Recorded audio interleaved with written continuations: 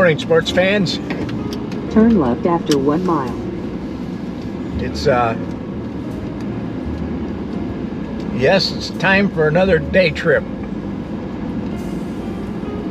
and we'll be heading east of Brainington, and I'll show you when we get there what we're going there for. We don't know how good this is going to be, but we're heading there anyway. So, sports fans, tighten them belts, because here we go.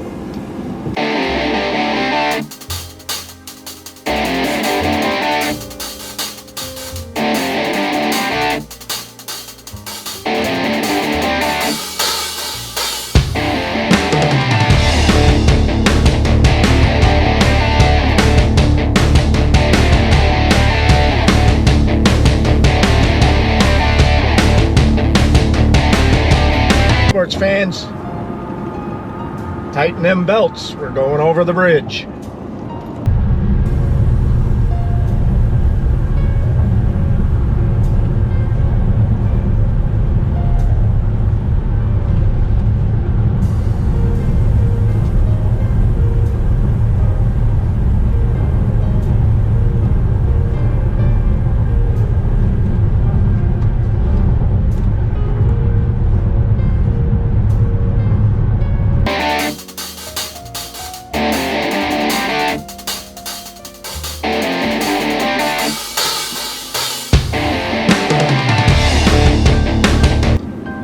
Well, sports fans, are getting close.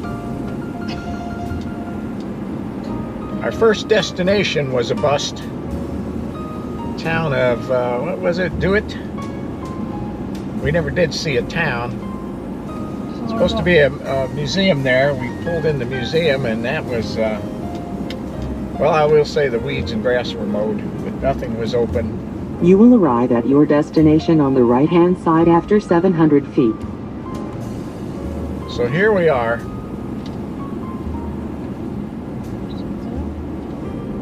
And we'll see what we got here. We're not holding You out have reached high your hopes. destination on the right-hand side.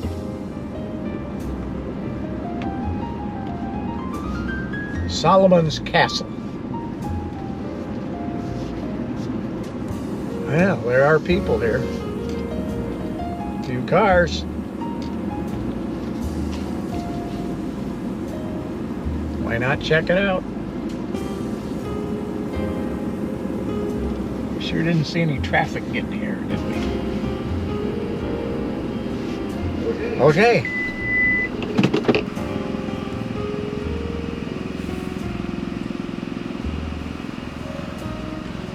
Well, this is it. Parking lot. Solomon's Castle. See this light post? Well, that was made by Solomon. As you'll find out, everything here on this property was built by him.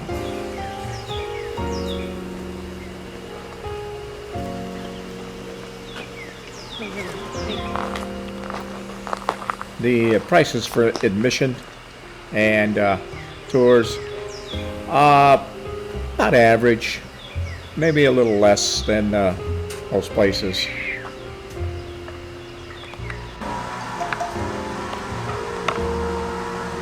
Again, everything you see here on the property, well, almost everything you see on the property, Mr. Solomon built himself. Including at the end here, that horse that you see there is made out of concrete. During the last flood, the flood waters were up to the head of that horse. Gives you an idea how high the flood was here.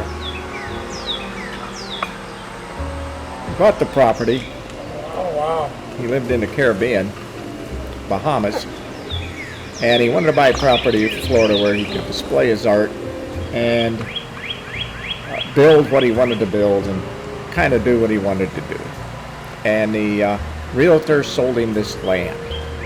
Quite a few acres, I don't remember exactly how many, but they didn't tell him at the time that it was swampland.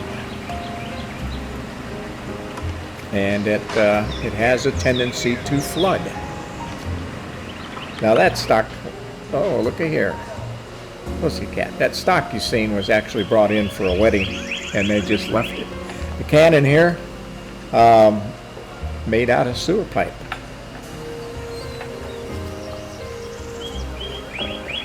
In 1990, Mr. Solomon built on this property. Now his name is Howard Solomon, and he's an international renowned artist. Solomon has been called the Da Vinci of debris. The guy possesses one of the greatest imaginations in the world, and you combine that with a sense of humor, and you get quite a display. Now this guy only stood about 5'6", and he only weighed maybe 120 pounds, and yet he built that castle and everything you see himself. The castle is located in the middle of nowhere, close to Ona, O-N-A, Florida. Built in 1974 out of aluminum printing plates. Yeah, printing plates. Consists of 12,000 square foot and stands 3 stories high.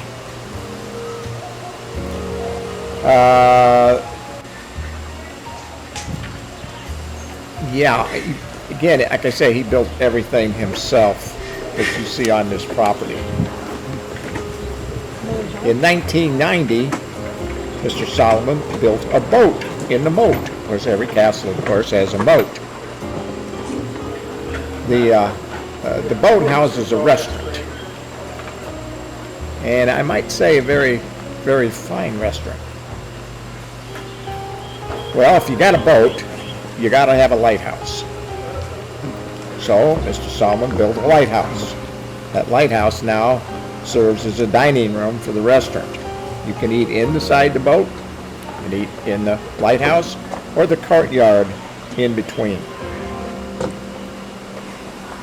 The castle itself is an exhibition, a gallery for several hundred pieces of Solomon's art. The castle has 80 stained glass windows, also created by, you guessed it, Mr. Solomon. There's also a gift shop that's right on the other side of the boat, and you can also pick up some gifts there, if little trinkets here and there. So there's workshops on the grounds, of course, his workshops, and he has other collections that are on display, including some old cars that he has on display. Now, Solomon only died a couple of years ago, so it's run now by his family. So you see here's rooms to go. Got the lords, the bath, the ladies, the gentlemen, rooms to go. Gives you an idea of that imagination. And when you go through the castle and see these works of art, you're going to see imagination at its best. If you really want more information on this, if you've never been there and want to know more about it, you can go on YouTube and just look up Solomon's Castle. There's quite a few videos on this subject.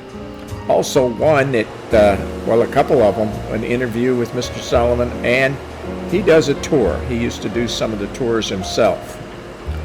They say he's was a very friendly man. He never met anybody he didn't know. If you were eating, he might come back over and say hello. He might even ask if he can sit down and talk to you for a while.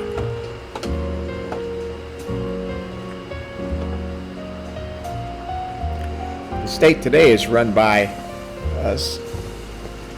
his offspring and his wife. Now, Mr. Solomon was married, I believe, I might be wrong here, but I believe 5 times. And the last time was for 33 years before he passed away. This is the creek that runs through the property. And as you can see, it's way down right now. The moat is pretty dry around the castle also. But when this floods, it floods. It's serious.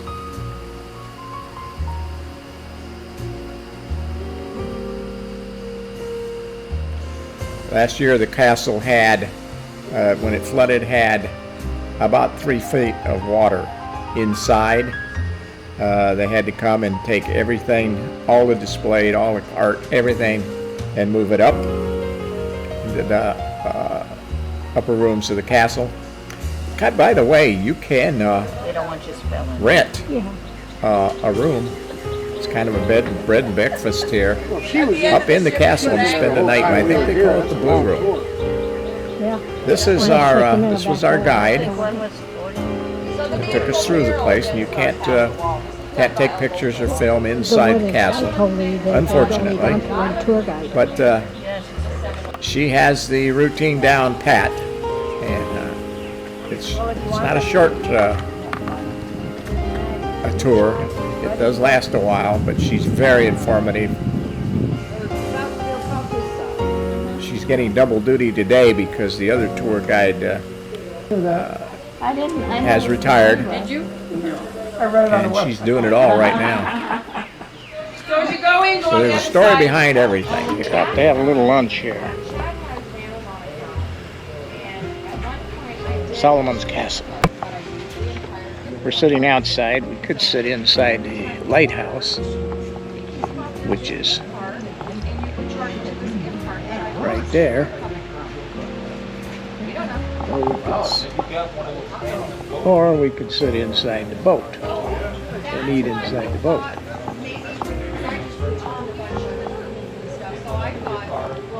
And behind Joyce Inn there is a gift shop. And yes, we're gonna split a sandwich here. We need some food.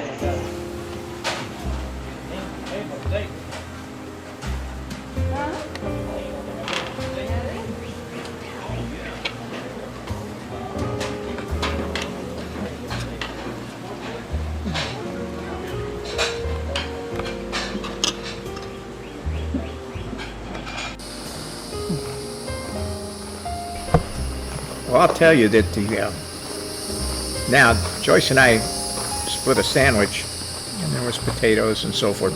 But I got to tell you, if I had to do over again, I wouldn't have split that sandwich. It was good, and the food we seen other people eating looked very, very good. When I went inside to pay the bill, I seen they had some pie in there. You buy slices of pie, and oh my, did that look good. Just regret that I didn't have a slice. Now, if I was ever in this area, I'd stop in again to eat. Unfortunately, it's out in nowhere. From Madeira Beach, it was about 75 miles, so that gives you an idea. From Lakeland, it's about 80. Bradenton, probably 60. So it's a ballpark figure, what I mean.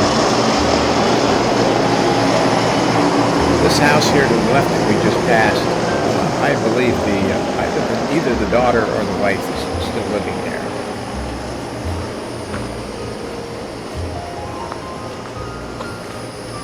And I'm not sure who lives in this one.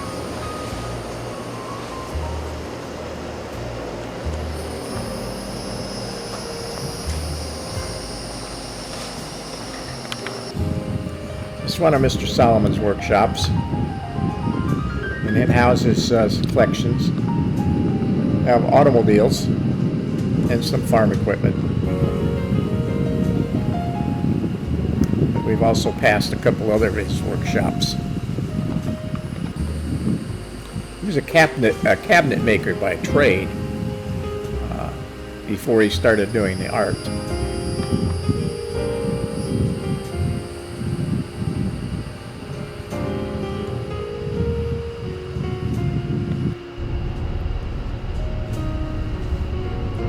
Well, in the middle of nowhere, we're heading home.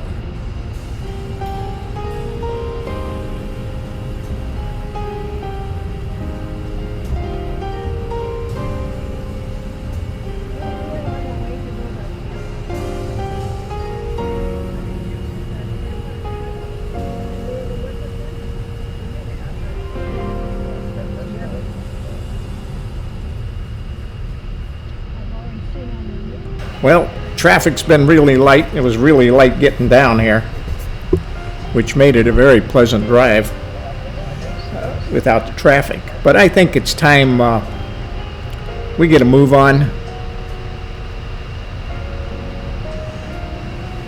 We really need to hustle